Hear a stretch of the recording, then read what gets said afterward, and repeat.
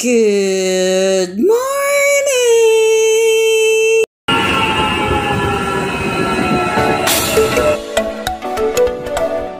Salamin, baby. Yes, ang bango niya.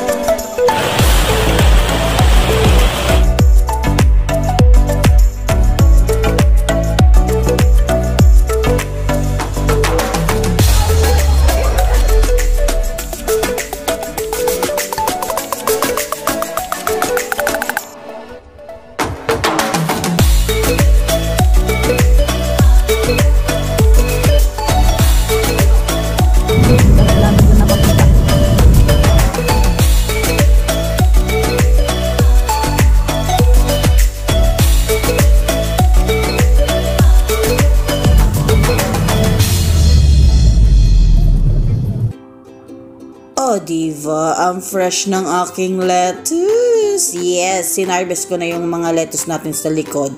Kasi nga, parang hindi na rin naman siya maglalaki. And ang ganda niya, iba't ibang klase. Tingnan natin kung anong magagawa natin dyan. Oh, diva, binuon nyo nga naman, nakapagbuhay. Actually, buhay na talaga siya nung tinanim ko. Tapos lumaki lang ng kaunti. At ayan na, ang fresh. And ang isa pang dahilan ay kinailangan ko yung taniman na aking mga gulay at may nababalak ako. Eh hindi na nga ako nag-video at pinicturean ko na lang kasi nga nagtitipid na tayo sa memory. And ito yung kanyang kinalabasan.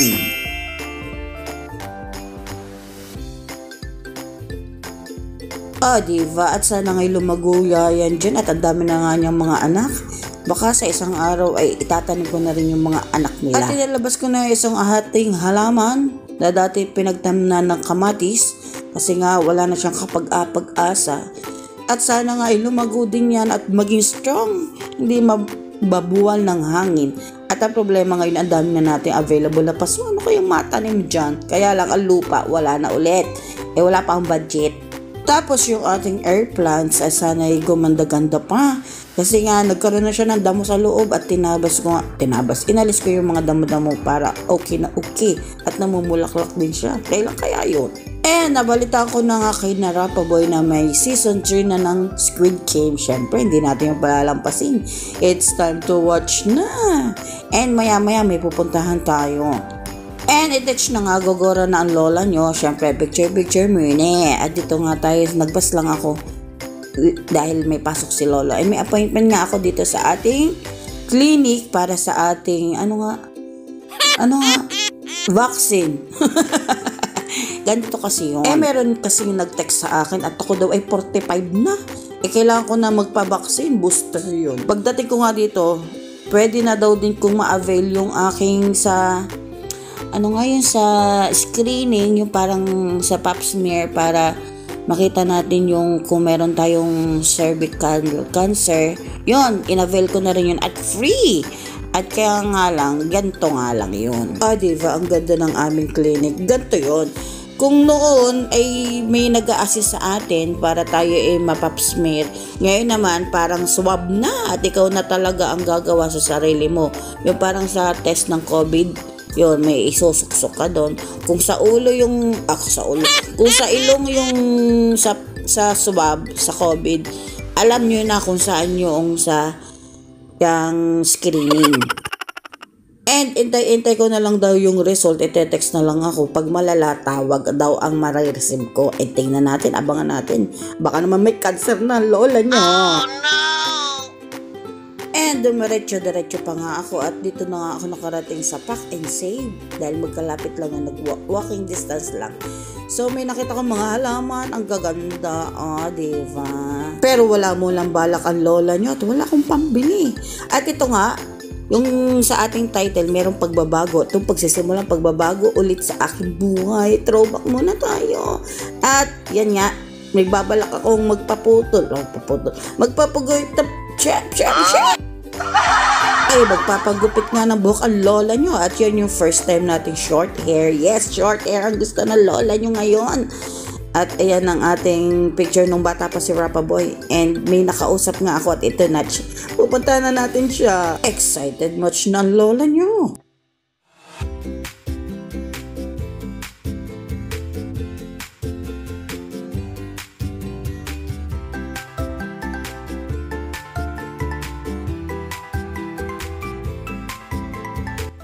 And eto nga, nagpaputol nga ako ng buhok at talagang maiksi. Second time ko magpaputol ng buhok kasi bawal pa tayo magpaputol ng buhok ng maiksi. At yung dahilan mamaya ko sasabihin. Okay. So yun nga, tapos pakukulayan ko yan ng medyo bating-kading-kadang kaunti kasi nga pwede na tayong magkulay ng buhok. And papaliwanag ko ulit yan mamaya. Diyan lang kayo ha. Ay ito nga, itong si Tita Tess na may-ari ng Cutting Galore dyan sa sa Tawa. Kakilala yung ka-church ko. So, yun nga ang nirefer sa akin at nagkasundo naman kami. So, ito nga, may pwesto siya dito sa tabi-tabi. At doon nga ako pumunta doon sa malapit-lapit at malayo-layo ang Tawa. At sa yun nga, nagkasundo nga kami. At, ito nga, saka ko na nga ikikwento sa inyo kung saan tayo dito sa tabi-tabi. At parang babalik ako dito before natin, basta malalaman nyo yan in the future. And focus muna tayo dito sa aking pinapagawa sa buhok. O, diba? O, bagay na ba? Okay na ba yan, madam? Mga madam? Abay, malapit-lapit na matapos.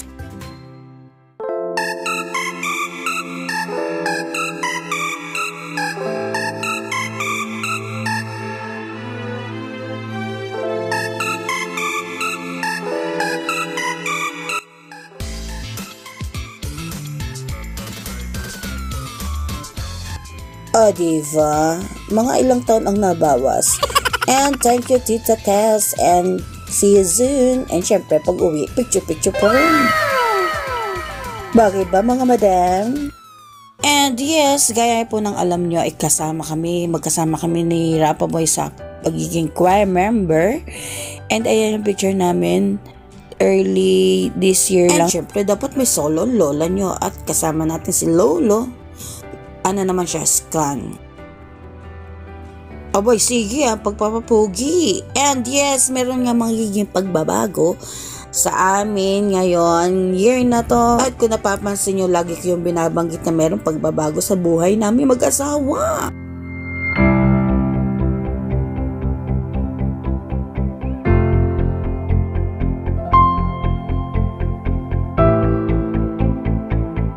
Yes, opo, Diakono at Diakonesa na po kami mag-asawa. Partners forever na talaga kami.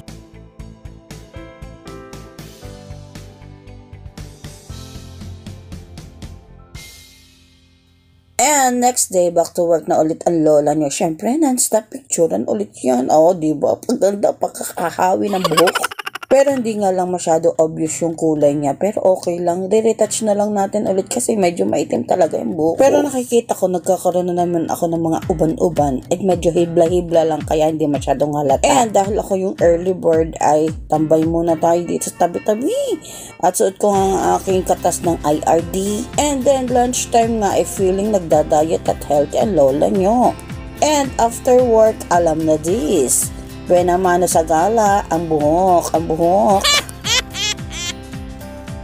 Ay, talaga kinlose pa talaga. And andito nga tayo sa Poco, kasama natin yung mag-ina. At dito ko nga binalikan yung croissant na kulay chocolate at saka white. Diba? Parang masarap siya. And sabi nga ni Lolo, anong pinakaborito niya sa tatlo? Kasi nga hindi nga gusto yung strawberry at saka medyo hindi rin ako yung isang flavor nga, pistachio. Yan, parang plain lang na chocolate. And vanilla, yung cream nga niya. Parang lang, hindi rin masyadong matamis, kaya okay lang. Pero para sa akin, gusto ko sila lahat. Diba? At kompleto na sila.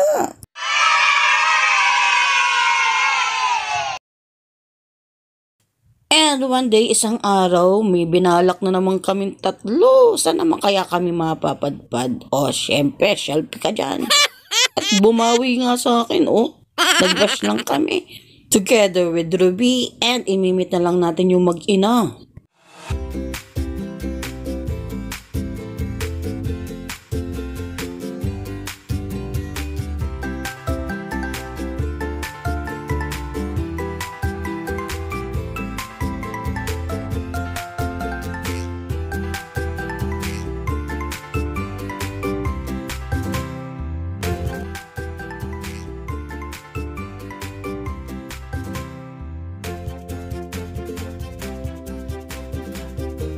And dito rin naman nagtagal ang aming meet up at kailangan nating gawin ng mga iba't ibang mga bagay pa. Pare-pareho kami may gagawin. Pero rain or shine talaga ay nakakagala. Yan o. And pupunta nga ako sa Queen's Gate at meron akong abilhin.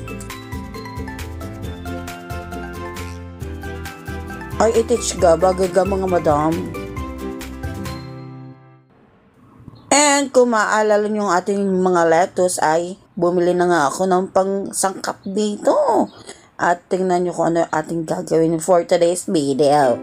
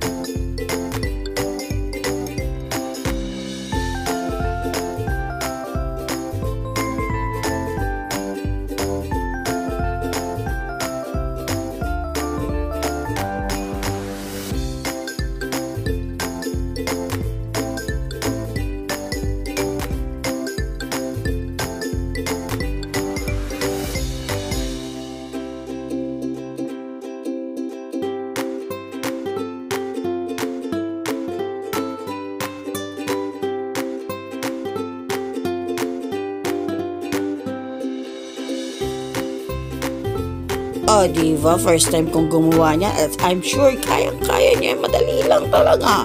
O, so yan nating mga kakailanganin at ikakat mo lang siya ng maganda manipis para magsiksik do sa loob. And ito nga yung fresh spring roll. And inspired pala siya ng Vietnam. Originally, doon pala yung galing. At nag-research nga ako. At tapos ito, first time kong gumamit niyang rice paper. Okay lang. Madali lang naman pala. Basta di mo lang siya bababad para okay. Ganyan nga yung damang gawin. O, tapos, ang medyo matigas pa pag inangat mo. At iintayin mo lang siyang lumambot ng kaunti para ma-roll mo. Kasi nga sensitive din siya. Minsan nga nakakaputol ako pero nag-aari pa rin naman. Ay, may kanta nga yan. And iintayin mo nga siyang lumambot ng kaunti para stretchy. Abay, wag mo lang masyadong dadahasan at nabubutas din. Ay, gentle lang baga. O, diba? Ang kulay. At kitang-kita ang ating pa-flavors. Lalo na yung cheese at saka yung surimi. At pwede kang mamili kung anong ilalagay mo dyan. Parang may naglalagay din sila ng tofu o kaya ay chicken. O, diba? Muntik pa maging heart shape. And paano ko ginawa yung kitang-kita yung chicken at surimi? Ganito yon. Di may lambot na yung ating wrapper at pwede nang ibalot. O, so yun, nilagay natin yung mga veggie. Niroll lang natin ng isang beses. Ayan. I-roll natin ng isang beses. Tapos ilalagay natin yung ating pa-flavor sa may ibabaw para kitang-kita siya at hindi siya matakpan ng mga gulay. O, diba? Akala mo naman napaka-expert pero first time ko lang yung talagang ginawa. At very good, very nice ako dyan. At sa pasos nga, sabi nga, peanut sauce nga daw yun tulad dyan sa ating yung fresh lumpia. Pero ang ginawa ko lang, mayonnaise, mayonnaise, ketchup, at saka peanut butter. Ayun nga, suggest ni Lolo, peanut butter. At okay nga siya. At ito naman yung natira nating mga rice paper. Kasi medyo madami-dami yung ginawa ko. At may balak talaga ako. Yan, idinikit ko yung seaweed, binasa ko ng kaunti, tapos idadry natin, tapos ikakat natin, at i-fry natin para sa chicharon. O, diba? Nakita ko naman ito doon sa bisang birthday party. Why not gayanin natin? Okay naman!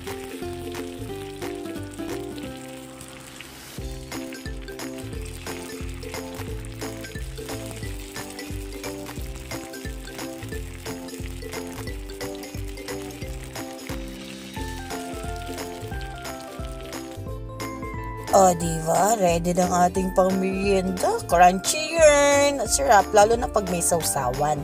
And yung tira nating fresh veggie ay ginawa kong salad with cheese. Syempre, and mayonnaise. Ay, dinagdagan ko pa nga yun ng dates at okay siya. At syempre, manonood tayo ng movie. Ito nga yung movie, yung Ano nga ang title nito? All of Us Are Dead. Mga zombie! Ang sarap nito. Ay talagang mapapalaway ka. Ew, madugon magdugo. And next day, good morning. At tayo nga ay may pupuntahan. Dito nga tayo sa kapihan na naman with Maricar. And tinan nyo naman yung ating pa-cheesecake. Wow, sarap. Aba ay may kamahalan. Pero syempre, for the content at for the experience. And alam nyo na, after work lagi. Hoy, bata!